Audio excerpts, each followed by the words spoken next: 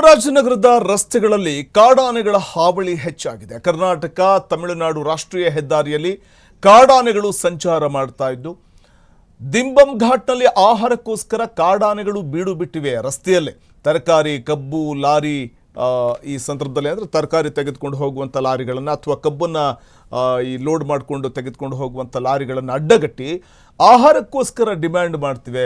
ಹಾಗಾಗಿ ವಾಹನ ಸವಾರರು ಭಯದಲ್ಲೇ ಸಂಚರಿಸುವಂಥ ಒಂದು ಪರಿಸ್ಥಿತಿಯಲ್ಲಿ ನಿರ್ಮಾಣ ಆಗಿದೆ. ಚಾಮರಾಜನಗರದಲ್ಲಿ ಕಂಡು ಬಂದಂಥ ದೃಶ್ಯಾವಳಿಯನ್ನು ನಾವು ಕಾಣಬಹುದಾಗಿದೆ.